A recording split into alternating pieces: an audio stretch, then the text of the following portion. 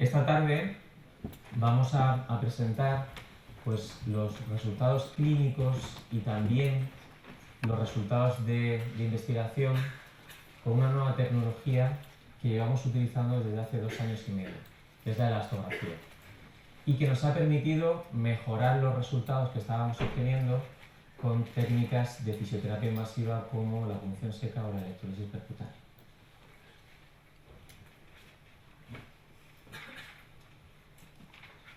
Bien, para aquellos que no conozcáis lo que es la elastografía, aunque tuvisteis la oportunidad ayer de realizar un taller precisamente sobre esto, pues la elastografía es un método de imagen por ultrasonido para identificar de forma no invasiva una porción de tejido, con elasticidad diferente al que le rodea. Las imágenes que ven ustedes en el vídeo se obtienen tras realizar una suave compresión y se evalúa la deformación del tejido. Realmente es lo que vemos en esta imagen de aquí.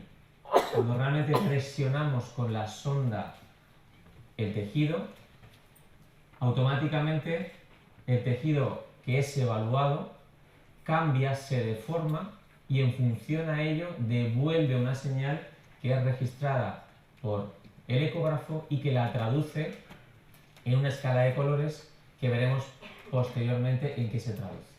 De tal manera que aquellos tejidos que son más elásticos o más rígidos se comportan de forma diferente, como ven en la imagen. Es decir, un tejido de una rigidez media, un tejido que tiene otro tipo de rigidez y un tejido que realmente es más elástico. Y es precisamente lo que la elastografía nos aporta en este caso. Lo que vamos a desarrollar es la aplicación, el uso clínico de la elastografía en los procedimientos invasivos en fisioterapia.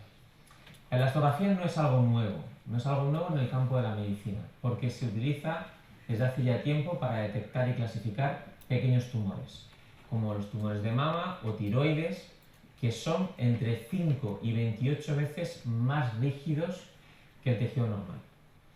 En el tejido musculoesquelético las aplicaciones realmente son recientes y fundamentalmente pues, se centran en el diagnóstico, en este caso por ejemplo, de pequeñas roturas asociadas en este caso a una descripción de un tendón del superciliar.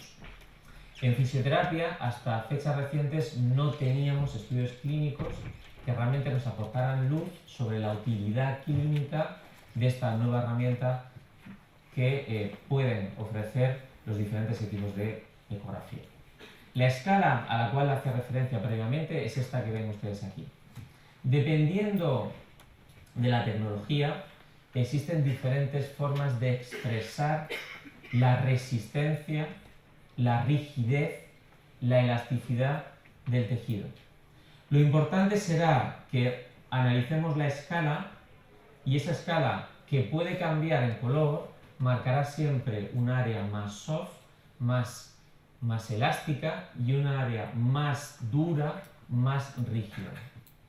La escala de colores más frecuente es la que les presento en la imagen. Aquella que va desde el rojo, que hace referencia a un tejido más elástico, lo que significa menos rígido, al color azul, que hace referencia a un tejido que es menos elástico y por lo tanto más rígido. Es lo que es el término en inglés de stiffness. La traducción clínica que nosotros le damos y el valor real que le damos a la elastografía es el concepto de palpación virtual. Como fisioterapeutas, las manos son nuestra gran herramienta. Somos capaces de palpar e identificar tejidos más duros, más blandos, y a partir de esa evaluación establecemos tratamientos o una determinada evaluación, algún procedimiento de fisioterapia. La elastografía se convierte en una herramienta de palpación virtual, es decir, a través de una sonda somos capaces de evaluar el tejido que es más elástico o menos elástico, más rígido, menos rígido. Y la traducción clínica para nosotros es tejido que es menos rígido y que por lo tanto tiene menos resistencia a la carga, tejido que es más rígido y que por lo tanto tiene más resistencia a la carga. Esto es muy importante, sobre todo pues, en un tendón, en un músculo, en un ligamento, en aquellas estructuras de tejido blando que soportan carga, que desarrollan algún tipo de actividad. Sobre todo cuando tenemos un tipo de afectación, que posteriormente veremos. Por lo tanto, dada la capacidad que tiene para la diferenciación del stiffness de los tejidos, la elastografía, la sonoelastografía, permitiría, y esta era la hipótesis inicial nuestra, permitiría cuantificar aquellos tejidos con mayor o menor resistencia a la carga y con ello, algo muy importante, la toma de decisiones con carácter objetivo por parte del fisioterapeuta, que permitieran contestar, fijaros, a estas preguntas que son determinantes muchas veces. ¿El trabajador puede incorporarse a su trabajo? Es decir, ¿cuándo el tejido realmente es capaz de soportar una carga que permita que desarrolle adecuadamente su trabajo sin una recaída? ¿Cuándo el deportista puede entrenar y competir al máximo? ¿Qué carga de trabajo aguanta el tendón? ¿Qué progresión en los ejercicios debo seguir? ¿Cuándo el tejido está lo suficientemente maduro como para progresar en la carga? ¿Cuándo está el tejido totalmente recuperado? La pregunta típica tras una rotura muscular: ¿cuándo puedo volver a jugar? ¿Tengo riesgo de que me vuelva a romper? En definitiva, los riesgos de recaídas o recidivas que son muy frecuentes en determinadas lesiones tendinosas y musculares. ¿En qué nos ayuda, por lo tanto, la elastografía en el uso de este tipo de herramientas para nosotros? Pues en tres grandes actividades dentro del proceso de atención en fisioterapia. En primer lugar, en la evaluación y el diagnóstico. Centrado en el proceso dirigido a la intervención mínimamente invasiva, os voy a mostrar que nos permite evaluar mejor el tejido afectado, determinar, por lo tanto, la zona diana de forma más precisa y confirmar el patrón de afectación. ¿Qué significa esto? Pues que a nivel de tejido blando puedo mejorar el estudio y el diagnóstico de fisioterapia pues, del tendón, del ligamento, del músculo y de determinadas entidades como un punto gatillo miofascial. A día de hoy existen diferentes publicaciones al respecto. Una de las primeras es del equipo de Jay Shaw, relacionado con la identificación de puntos gatillo a través de sonoelastografía. Posteriormente hablaremos de la experiencia que tenemos nosotros con este tipo de tecnología para la identificación real de ese punto gatillo. Los resultados del estudio lo que muestran es que el área nodular de un punto gatillo miofascial es un área más rígida y siguiendo la escala que anteriormente les mostraba es una zona más azul. Si somos capaces realmente de identificar ese punto gatillo por elastografía, cuestión que a nosotros clínicamente nos resulta compleja, seríamos capaces de poner la punta de la aguja exactamente sobre esa zona y ser mucho más efectivos. A nivel tendinoso sí que tenemos una correlación muy importante entre los estudios publicados y la experiencia clínica nuestra. Lo que hoy en día sabemos es que el tendón sano presenta un área homogénea que tiene un color entre el verde y el azul. Es decir, es un tejido que tiene rigidez, que por lo tanto resiste. Y cuando tenemos una lesión tendinosa local, apreciamos esa zona con el color rojo, que marca una menor resistencia de ese tejido. En definitiva, una zona más elástica dentro del tendón y que se va a convertir en objetivo terapéutico. Aquí les muestro simplemente lo que sería una imagen de una lesión en el gemelo interno sóleo. Ven lo que sería la zona de afectación entre el gemelo interno y el sóleo, y aquí podríamos hablar de, a nivel del músculo, de un área homogénea, sana, con un color verde-azul. Esto realmente es una reagudización. Veríamos un área más roja que marca una zona más elástica y que en definitiva se traduce clínicamente en una zona menos resistente. Y en la situación opuesta tendríamos a la lesión muscular crónica, donde nos vamos a encontrar una rigidez, una imagen hiperecoica que con que trasladando esa imagen a la elastografía identificaríamos como más azul, verde, azul hacia ese stiffness. Hay estudios también relacionados con los queloides, donde realmente lo que se identifica es un área que es más rígida y por lo tanto que visualizamos de forma más azul. La siguiente pregunta sería si la tecnología, el procedimiento es fiable. A día de hoy existen pocos estudios que respondan a esta pregunta, pero parece ser que puede ser una herramienta fiable, sobre todo en manos expertas. Si yo ahora les preguntara sobre esta imagen de la derecha y de la izquierda, ¿en qué puntos abordaríamos con técnicas de fisioterapia invasiva? En concreto, si esto es un tendón rotuliano y la imagen de la izquierda es una región focal hipoecoica muy específica sobre el pico de rótula, pues todos claramente sabríamos que la punta de la aguja deberíamos dirigirla a ese punto, tal como he explicado pues a Adrián Benito, para ser más efectivos sobre esa zona. Diferente situación es cuando tenemos un tendón como este. O tenemos un fascículo un fascículo superficial que está realmente manteniendo la funcionalidad del sujeto, y cuando tenemos un área del fascículo profundo y en comunicación con la grasa de Hoffa que presenta un área muy importante de degeneración. La pregunta aquí sería realmente cómo le metemos mano a eso. Es el paciente complicado, el paciente que en ocasiones pues te llega con un papelito, ruego por favor valoración, porque realmente esta es muchas veces la realidad del día a día en la consulta. La pregunta sería, claro, sobre ese área, ¿dónde estimulo? ¿Tengo que bombardear todo el área? El planteamiento actual de las técnicas de fisioterapia invasiva y en concreto de la electrolisis percutánea nada tiene que ver con el planteamiento que teníamos hace 6 años. Lógicamente la experiencia clínica, la investigación animal y también en humanos nos ha permitido avanzar. La elastografía permite dar respuesta a esto y nos ha permitido mejorar el resultado porque podemos identificar lo que denominamos nosotros foco primario de afectación. ¿Qué significa eso? Que en un área de degeneración que es grande y que es frecuente en tendones como un rotuliano o un Aquiles, tendremos siempre un área de mayor afectación. Aquel área que en este caso se identifica en el tendón como más roja, es decir, como más elástica y que traducimos como menos resistente a la carga. ¿Qué significa esto?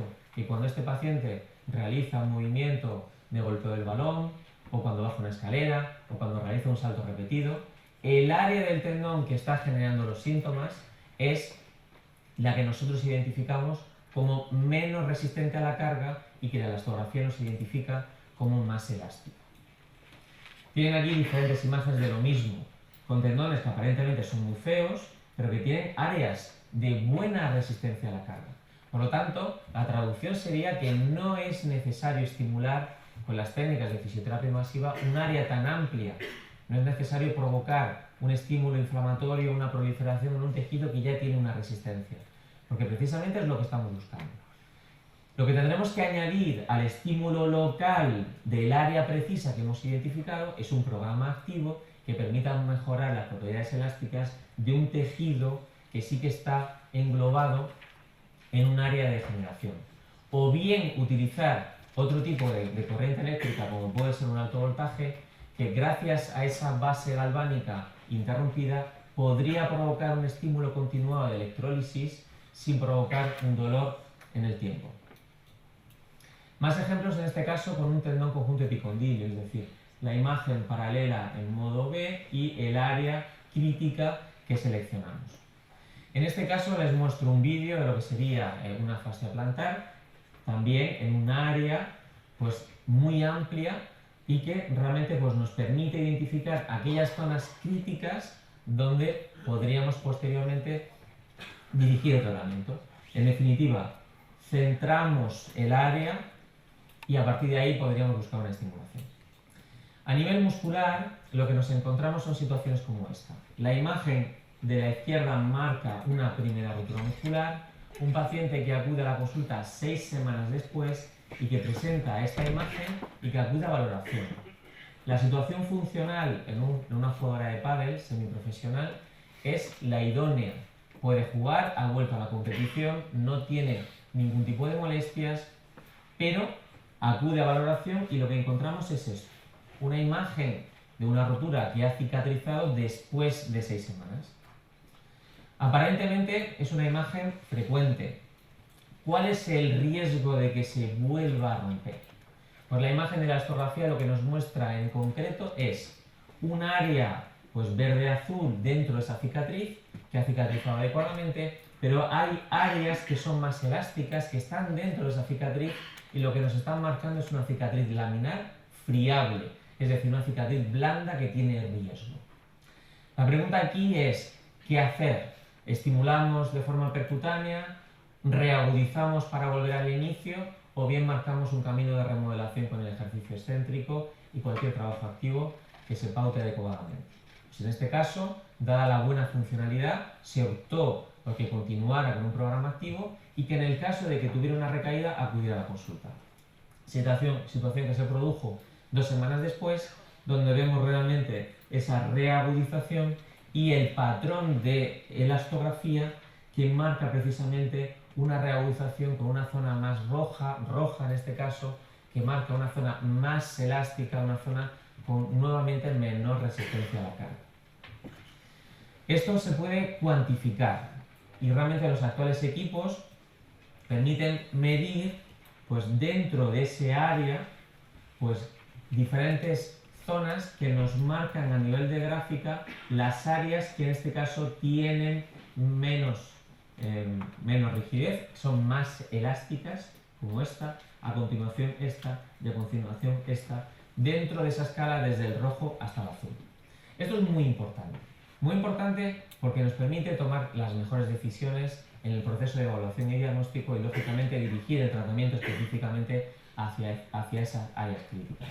A nivel de músculo, si tenemos un área fibrótica, esto es un recto anterior del cuádriceps, pues normalmente lo que nos encontramos es una zona que es más rígida, que es la zona hiperecoica que veíamos anteriormente, y habitualmente una zona más elástica, menos resistente a la carga, que es donde sufre habitualmente las micro lesiones asociadas a este tipo de pacientes.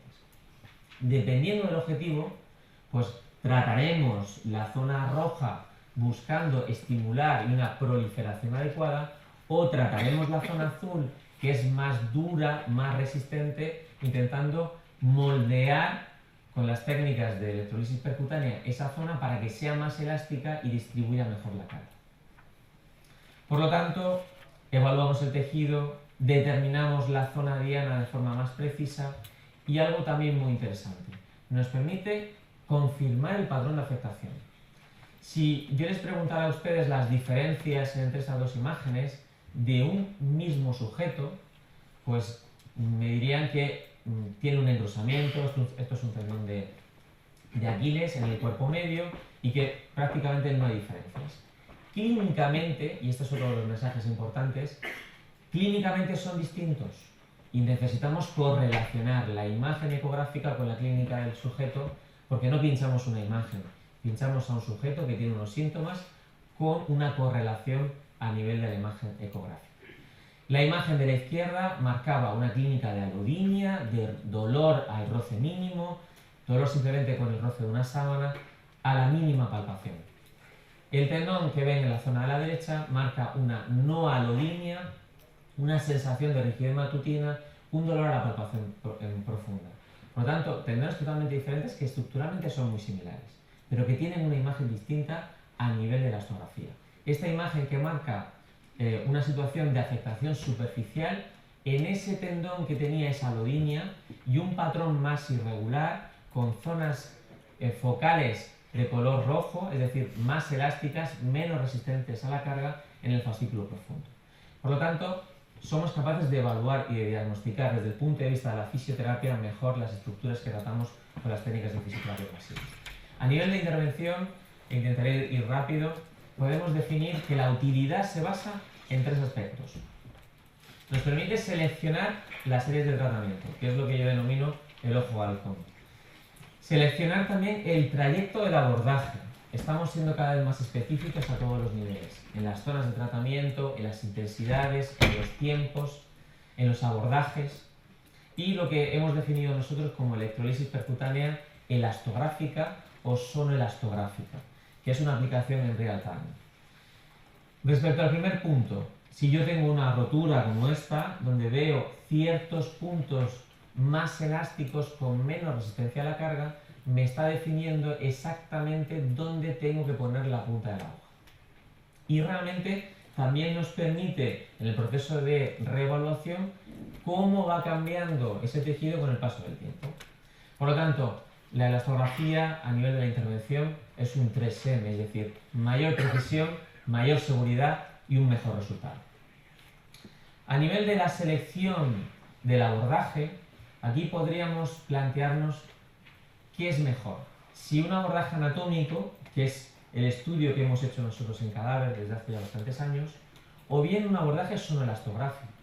Y eso significa que el abordaje descrito convencional es este, pero también podríamos optar por este si tenemos más trayecto de afectación del tendón. Es decir, si este trayecto abarca más área de afectación, será prioritario para nosotros respecto a otro trayecto donde tenga más zona con mayor rigidez, con mejor resistencia a la carga. Por lo tanto, podemos cambiar el criterio de abordaje en función a la imagen elastográfica que obtengamos. Y por último, mostrarles lo último que estamos haciendo en cuanto a lo que sería la identificación inicial de ese patrón elastográfico con la zona menos resistente a la carga, más elástica, cómo somos capaces de poner la punta de la aguja exactamente sobre esa zona, y una vez que estamos en esa situación donde marcamos justamente la punta de la aguja, el área de menor resistencia, cómo realmente ahí, en esa zona, va a ser en la que vamos a aplicar, en este caso, pues, la corriente galvánica, estimulando y provocando una respuesta inflamatoria local y tremendamente precisa sobre el área directamente degenerada y que marcamos como el área focal primaria. Esta imagen también a continuación es muy interesante para que vean, lo que provoca lo que hacemos. El trayecto de la aguja se convierte, cambia de coloración, es decir, en ese trayecto, en la aplicación de esa corriente galvánica, aunque está descrito el efecto punta, provocamos una modificación del tejido, es decir, ese tejido que tiene una imagen más verde, más azul, es decir, más rígida, tras la aplicación de la corriente galvánica cambia a rojo, con lo cual es más elástica, producto de la intervención que hemos hecho.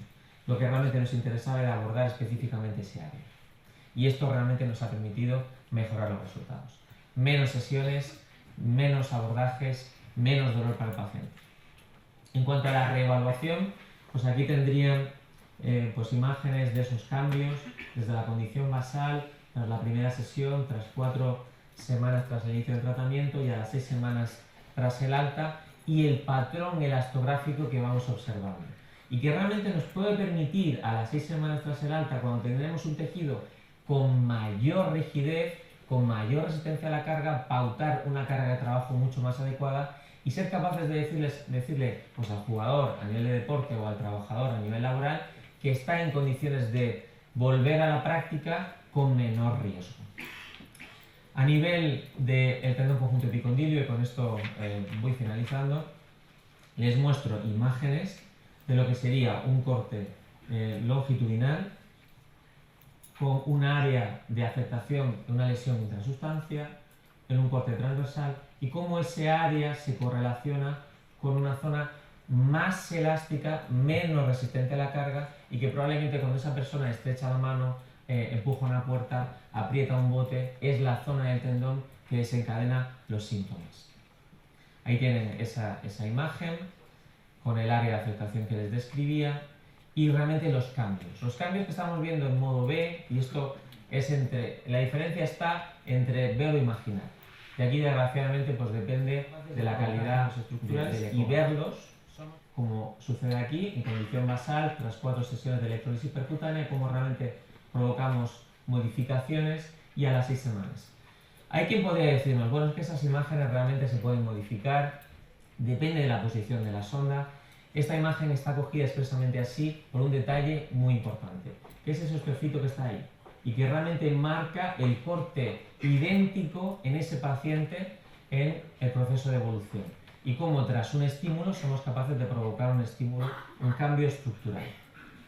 A nivel de la astografía esto se traduce, pues fíjense, en esos cambios de a las 4 semanas de rojo a verde y de rojo a azul, de verde a azul, entre el alta a las 4 sesiones y en el seguimiento a las 6 semanas tras el alta.